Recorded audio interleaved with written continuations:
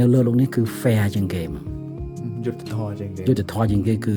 ពេលវេលា បាទវ៉ាវ ហេតុអីបានខ្ញុំថាពេលវេលាយុទ្ធធម៌ជាងគេព្រោះមនុស្សយើងម្នាក់គឺមានពេលតែ24ម៉ោង បាទ អត់មានអ្នកណាម្នាក់លើស24ម៉ោងទេ24ម៉ោងមួយនាទីក៏គ្មានដែរគឺយើងមានតែ24ម៉ោងគត់ ស្មើគ្នាទាំង ស្មើទៅទាំងអស់ fair អញ្ចឹងណាថាមានតែមក fairness in the world បាទ fair មែនតើហើយមនុស្សយើងម្នាក់គឺមានតែ7ថ្ងៃក្នុងមួយសប្តាហ៍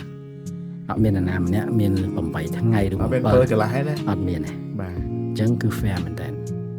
អញ្ចឹងក្នុងន័យនេះសួរថាតើយើងត្រូវប្រើពេលវេលា24ម៉ោងយើងមិនហើយយើងត្រូវប្រើពេលវេលា7ថ្ងៃក្នុងមួយសប្តាហ៍របស់យើងទៅរបៀបម៉េច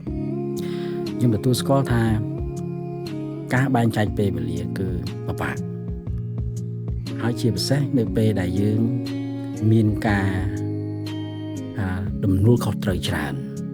ទំនួលខុសត្រូវតាំងពីនៅក្នុងអង្គភាពដូចលោកឈុននិយាយអង្គភាពបានជា company របស់យើងជា organization របស់យើងហើយក៏យើងមានពេលវេលាមួយទៀតទំនួលខុសត្រូវជាមួយនឹងក្រុមគ្រួសាររបស់យើងក៏ដូចជាការទំនួលខុសត្រូវពេលវេលាជាមួយនឹងដៃគូពាណិជ្ជកម្ម